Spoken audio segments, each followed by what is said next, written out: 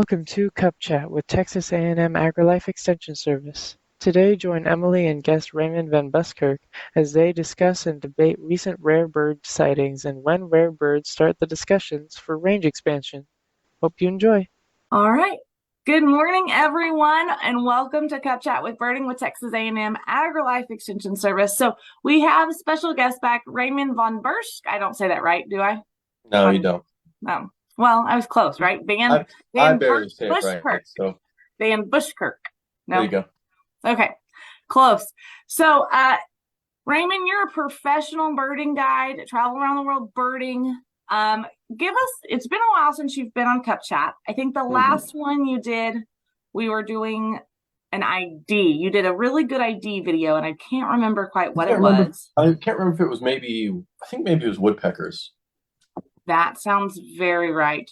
I did woodpeckers and one other one, but can't remember. I've slept since then. It's been a while. Anyways, been a while. But you're definitely one of those guys. And when I was thinking about who to ask to do this Cup Chat with me the day before Thanksgiving, because everyone else wants to sleep in this morning and take off, I was like, who can I get who's going to be a fun two-person Cup Chat? And you definitely came to mind. Not saying you're quite as talkative of all birders, but you definitely are in on good storytelling and good Cup Chat. You spill the tea. Thank you.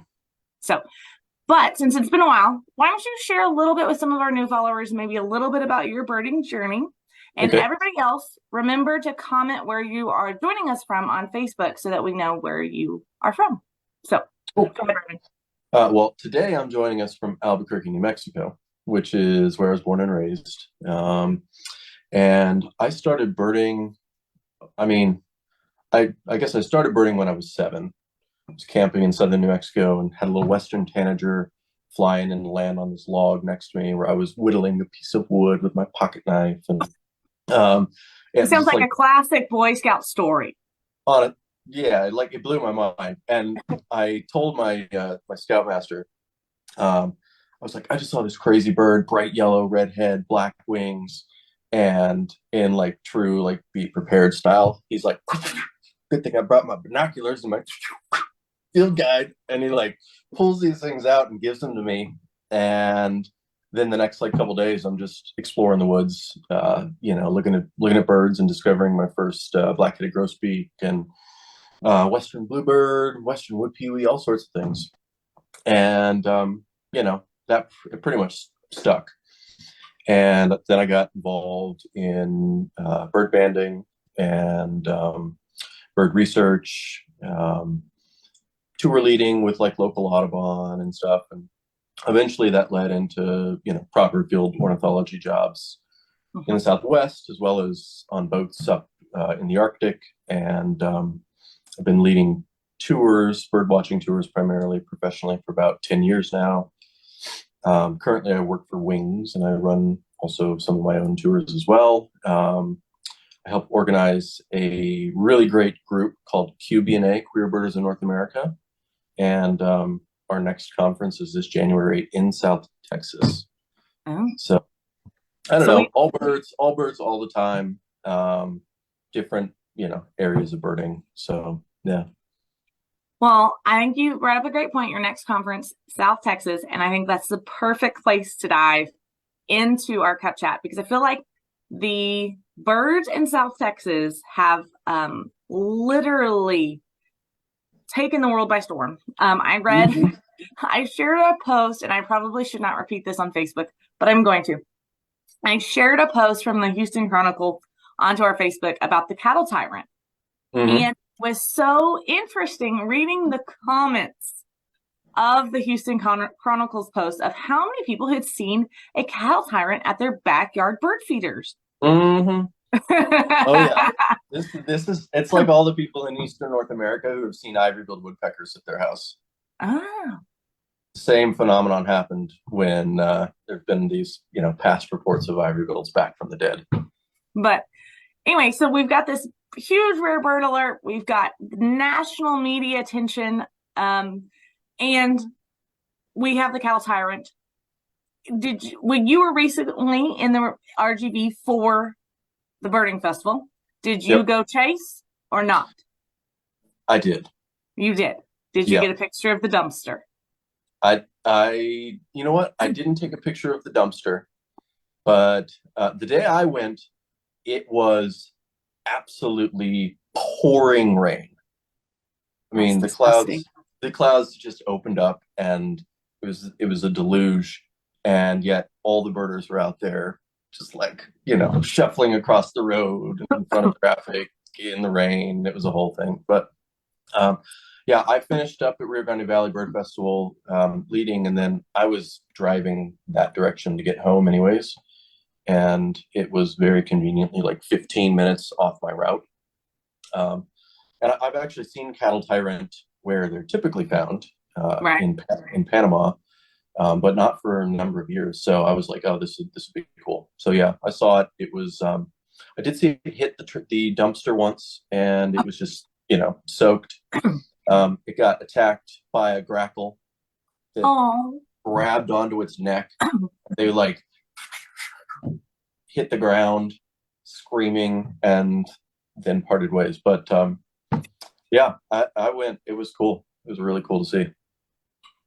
Well, so we're having our upcoming virtual birding seminar, and obviously not with the cattle tyrant necessarily about behavior, range expansion, but I think it's really interesting that one of our speakers is going to be talking about how behavior in the intelligence of grackles has led to their ability to expand their range, which interesting concept because, and I'm just like, do we really have to like talk about the grackles? But like they are a smart bird, and they have their behavior does allow them to live in expanded ranges. So we can all agree. But I think that that's interesting because the cattle tyrant is hanging around a dumpster. Right. I mean, there's so many other places he could go, but why does he not go? Here's my thought. Okay. One of the things that happens with vagrant birds that show up places they're not supposed to be, is they'll wind up in some place and they'll think, okay, I've got to survive here. Oh, look at all these other birds. I'm going to do what all the locals are doing because they know where to find the food. They know the daily routes of the local predatory birds, things that you want to watch out for. So you'll frequently have vagrant birds that they'll either get in a mixed flock with local resident birds who know how to find all the food resources at that time of year, or they'll just kind of, follow along. And I think that that's maybe what happened there, because you've got grackles, you've got house sparrows, in particular those two species Right. that are just spending time in the dumpster finding food. And I think that possibly that activity is what clued the tyrant into that in the first place. And then it's like, okay, this is good eats. There's insects flying all over the place. There's, palm trees to dive into when there's a predator or when it's pouring rain. Yeah, so I think that's potentially what's going on with this particular bird. Do you ever wonder about like what happens next to him? Yeah. What happened?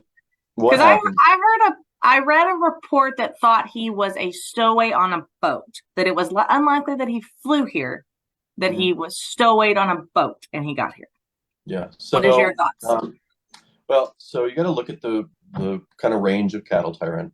I think there's three subspecies of cattle tyrant, but there's really two distinct populations. There's birds that are found more or less in southern South America, and then there's a population found along the northern coast of South America that extends a little finger of the range into Panama. And this bird, to me, looks like an individual from the northern population. It's really yellow through the throat and underparts. It's really yellow across the back. Not a lot of grayish in the plumage, and that's indicative of the northern population, which is non-migratory. They don't really move. Okay. If they move, it's little incremental movements, just slow range expansion. I think the birds got into Panama as we chopped down the Darien forest and put cattle and things there, and birds were able to kind of shift with that growing edge habitat. The southern birds, they do some migration, north and south, depending on, I don't know what factors, but probably just seasonal changes. So this is a bird that's come from the northern population that doesn't migrate. There are very few records of it away from where it should be. So I think that that's partly what got people thinking that this bird could have popped onto like a ship coming through the canal, for example, Right. because there are individuals along the Panama Canal. And then, it just rode the boat northward, and, maybe just, I don't know if the boat docked or if it just happened to see land and said, aha, I'm going to go there, and wound up in sunny Corpus Christi. So, but what will happen to it now? For a bird like, I think that for a bird like this, that I would probably call disoriented. You have like a regular phenomenon that happens in vagrancy is misoriented birds, ones that intentionally fly in the wrong direction. When certain species hatch, they've got kind of a compass direction that says, okay, seasons are changing, there's less light, it's time to migrate. I'm going to fly in this compass direction for this amount of time, and that's my wintering grounds, basically. Right. And some birds will go in the wrong direction, 180 degrees the other direction, whatever. Those are misoriented. But like a disoriented bird is one that really doesn't know where it is, or maybe how to get back. It's not prone to migration in general. It's not prone to big movements. It got on a boat potentially, and now it's here. I think it's probably around. I think it's going to be around until it either gets eaten by a Cooper sock or, whatever. Cat, I think, is a real possibility, the way it crawls around on the ground. That's true. Or, I don't know how we deal with like one of these Texas cold snaps we've had in the last few years. It's a tropical species that's not particularly adapted, as far as we know, to snow and multiple days of cold. So I think that it probably will die in Texas, but how long it will live is hard to say. It could just become a grackle. Well, I was thinking that earlier. We had a deer, a rehabilitated deer that was released on our ranch, and he thought he was a cow because that's kind of, he hung out with the cows and he lived with the cows, and then he left our place and he went to the wildlife refuge at down the street. Okay. And he thought he was a buffalo, and he lived with the buffaloes. Oh. He was it just kind of worked out for him. And so maybe it just works out for the cattle tyrant, and he joins a group of grackles, or he feels like he's an extra large house sparrow, and exactly. he lives for many years in Texas. When grackles molt, they molt their tail all at once. So like I'm envisioning the cattle tyrant being like finding like a whole tail, and like just slowly piecing together a little grackle costume. So that way he really fits in, and they don't make fun of him. Exactly. That's so funny. So he stops getting attacked when he dives into the dumpster. That could be. I would hope that they would quit. They obviously did not get the rare bird alert on not attacking the rare bird. So, okay. So what has your, we talked about this one. This hit the world by storm. But let's talk a little bit about maybe your craziest rare bird chase. Do you have a crazy story? Have you been the crazy rare birder? Oh yeah. I mean, I grew up in New Mexico, state listing. So I I was young. I didn't have a driver's license. I had to like hitch rides around with all these different birders. So New Mexico was kind of like my home place, and spent a lot of time trying to find as many bird species as possible in New Mexico. So I have chased many a rare bird. I think I've seen now over 500 species of birds just within New Mexico. Not a lot of states that you can do that in, but Right. in terms of like a wild, rarity chase, mm, well, so there was one time long ago. I guess it's a rare bird. It's going to classify as a rare bird because the population. It's a resident in New Mexico, but the population is really small and it's really hard to find. It's Okay. boreal owl, which Okay. typically is found across the boreal forests. Well, of all of the northern latitudes, but this one, there's a little range that comes down through the southern Rockies into northern New Mexico, and we were in southern New Mexico looking at maybe one of the last wild Oplomato falcons in the U.S. Naturally occurring Oplomato falcons. It wasn't part of the reintroduction project, and that we heard reports that there had been boreal owls sighted at the spot in northern New Mexico. So we drove basically from Mexico in the morning to the Colorado border in February, maybe, and then we got on our snowshoes. That sounds. I'm a fair weather birder. That Oh, whole cold. Oh, yeah, honestly, same now. You'll learn a thing or two as you get old. So then we hiked 7 miles in snowshoes to this remote mountain meadow.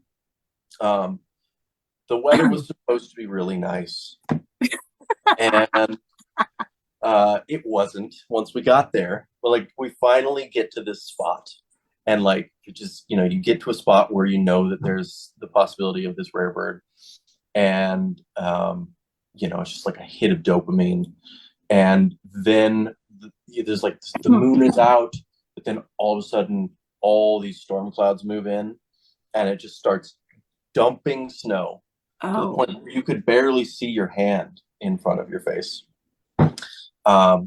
So we're hiking around in the snow and trying to find this owl, and we've been up for like however many hours.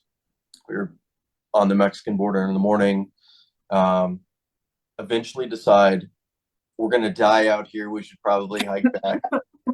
So we did not find the bird.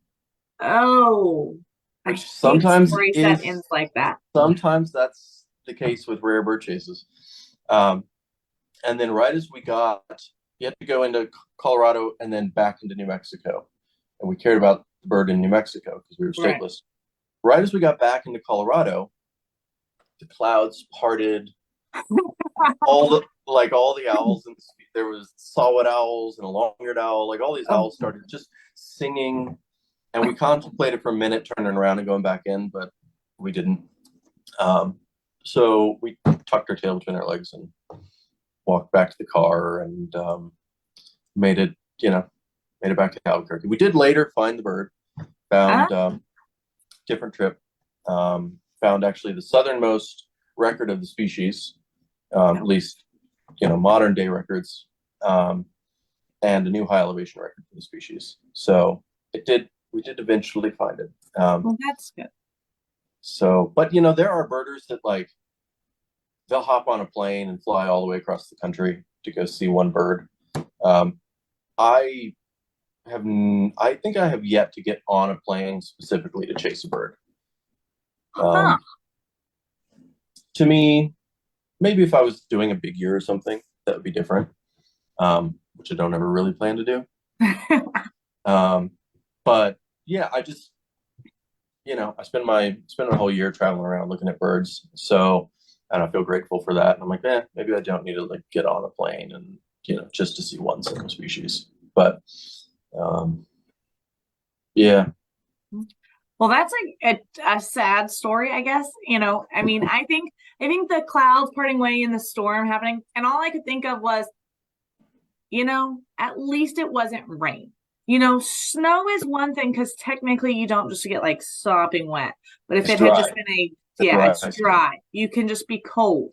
But if you get that wet and get, soaked through, ugh. And, I used to hate just Mhm. walking around on campus at Texas A&M because it would rain and then we'd have puddles and it would just soak up your jeans legs and it just Mhm. like a cat. Don't like to be cold or wet. Give me Yep. the fireplace. So let's go back. So I got a message last night Okay. from Brian, your compadre Uh-huh. there in New Mexico. And he said, hot off the press, third U.S. record for malted owl. Not it's malted, modded, Modeled. modeled, Modeled. modeled owl confirmed this weekend in Starr County on the private ranch at Santa Margarita, private ranch Santa Margarita Ranch. Mhm. Now, what I think is interesting here is this was like a bunch of rare birds that have been found on this property alone. Yep. So what is happening? So we've got the brown jays, we've got limpkins, we've got the tiger heron. Now we've got the owl. Mhm. What is going on down there on this private ranch that all of these rarities happen? Or is it that we are just birding it more and finding it? Because sometimes that's my question. Are we just in the right places at the right time and are seeing all the birds that actually have been there plenty of time before? Yeah. So yeah, it's mostly that. So there's a there's like a term for this kind of phenomenon where one rare bird shows up, and then Uh-huh. all the birders go there to find that one rare bird, and in the process they find another rare bird. So then other rare birders come to see those rare birds, and then they find another rare bird, and it's just like this domino effect of Right. finding cool birds.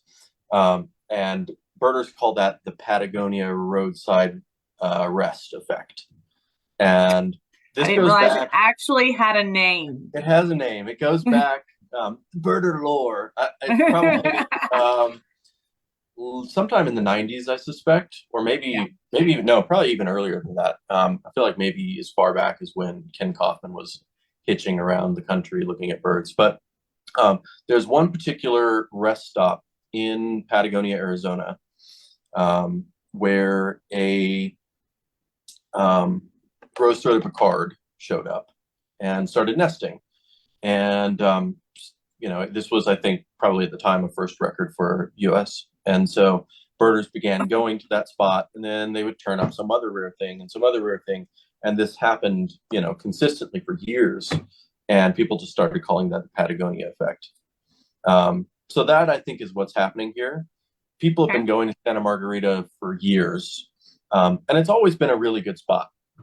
But when the brown jays showed up, which is a Uh-huh. species that's been largely absent from the U.S. for nearly a decade, um, that really increased coverage at the ranch. Right. And with that increased coverage, more things have just been showing up. And so I think that that's what's going on. But, no doubt there's been so many good birds there and all over the country that aren't found. Well, and I think that goes back to when, we were looking at research and figuring out what we wanted to talk about in expanding ranges for our virtual seminar coming up next week. FYI, everybody get registered. And it amazes me how much of that research is really started or attributed to our citizen science and our reportings to eBird. Mm-hmm. And you're like, okay, well, where's the nitty gritty? Like, give me some backpacks and where we have tracked all these expanding ranges and I was reading on the lumpkins to see if there was like some Mm-hmm. nitty gritty research, and really the range expansion conversation on lumpkins has really been because that rare bird sighting happened once, and then a rare bird sighting happened again, and Yep. now we kind of attribute it because we have so many reportings that we've got that range expansion. Mm-hmm. And so, I'm kind of like, well, did they really expand the range or did we just find them all? But thinking about that a little bit is, when do we start talking about range expansion versus rare bird alerts? Because I think that's, when do we get to that point of, okay, we've seen 10 rare caracaras in some county. And now we can say that they are expanding their range north. Right. So where's your line? What do you think? Where do you think that line is when we go from rare to, oh, they're supposed to be here now? Well, it's it's not black and white. There's a lot of gray area. The one thing that we see, at least in New Mexico, but all around, is you'll have, fluctuation in populations of birds. You might have a period of time where some species is reported a lot more frequently, maybe over a period of, I don't know, 2 to 5 years or something. And then, then all of a sudden there aren't really very many reported. And so it's maybe not actually a range expansion as much as it is just a population boom. The larger the base population of a species, the higher the chances of vagrancy, so they show up other places. So that's a factor. But, certainly there are many birds that are expanding their range. And I think it just, it just comes down to being able to track these birds over a long enough period of time to say, okay, like we now can consistently go back to these sites and refine the species, or reliably, find the species, key into maybe a local habitat or something where we can go reliably find that bird, and more than one individual, right. Multiple individuals. With the range expansion, typically you need successful breeding to establish a population. And so those are factors I think that contribute, but there's a lot happening now with climate change, with habitats disappearing, new habitats popping up. So in some ways it's a little bit of a new frontier. And like you say, eBird is at the forefront of documenting that kind of stuff within birding, because it's so broadly used. It has some safeguards for, data management and, preventing like misidentifications and bad reports and things. And then it has, sexy map outputs that you can look at and say, wow, yeah, this, let's look at the year 2019, 2020, the limpkins were, just found in Florida, essentially. And now you look at the range map of limpkins reported in 2023, and it's broadly across, the Midwest, parts of the East, into the Rio Grande watershed. Yeah. So, over time, that's going to show probably whether it's a range expansion or not, or just a little bit of a boom and then a bust. So, yeah, it's really interesting. We're certainly seeing birds shifting northward out of Mexico, in particular in the desert Southwest. Yeah. And South Texas has always been an area where, in particular in the winter, you get a lot of vagrant birds out of Mexico that end up in the Rio Grande Valley, where it's relatively warm. And that's a phenomenon where you get winter storms in the mountains of northern Mexico or local food crashes or things, and it forces birds out of the highlands, and they come south, or they come down in elevation, which in the northern Mexico happens to be northward. So they shift down in elevation and northward into the Rio Grande Valley, and that's where birders go to find them. And that's probably what's happening with things like blue buntings and crimson color grosbeaks and things like that. So yeah, it's a lot going on. There's a lot going on, and to me, it just leaves me sometimes asking more questions, because I feel like we just don't have all the answers. And I'm kind of like, well, what if, like, what's going to happen to the cattle tyrant? and things like that. And I think you make a great point on our when we are talking expanded ranges, are we talking that population is living and breeding Right. in that range? I think that's a good, I'm not making the rules, but I think that's a good kind of, here's a good hard, fast rule on how we can dictate, whether that's a boom or that hard, fast. Mhm. We need to discuss expanding ranges. I think that's a good Yeah. thing there. Yeah. So, And with limpkins, one of the talk, people are talking about this range expansion of limpkins. right. Following, introduced apple snail, which is one of their primary food sources, and other snails and things that they find. But it's a bird that typically doesn't migrate much. Right. To these like incremental movements where, they're just like the edge of their range is slowly expanding as they're finding food. But they're expanding to areas where they can expand that way in the summer, no problem. But you get a Chicago winter and a bird that isn't behaviorally adapted to move in those situations is just going to freeze and die. So, that could be the limiting factor for like a true range expansion of limpkin. And, I don't know how sustainable that is long term if you have like a feeder population of limpkins in the south and the young birds are expanding northward and then dying every year. Like right. eventually, your base population of adults ages out. So it hard to say what will happen with limpkins. It'll be interesting to watch. It's a very new phenomenon. So, but it's exciting, and it might be. I think it's likely to be one of the case studies that people will point to at some point later and say, here's what we observed with limpkins in North America. Yeah. No, absolutely. And I think there's so many neat things. So I'm excited. You kind of talked about, wish we could track them, long term. And so thinking about that, I'm going to go ahead and give my 30-second commercial, Raymond, for our virtual birding seminar next week. Guys, registration is up online. So we have Chad with Whitco. I'm probably sure I butchered that name already before you even got on. But I mean, what would it be if I didn't butcher at least 3 or 4 words in one cup chat? And he is a senior coordinator of avian biology with National Audubon.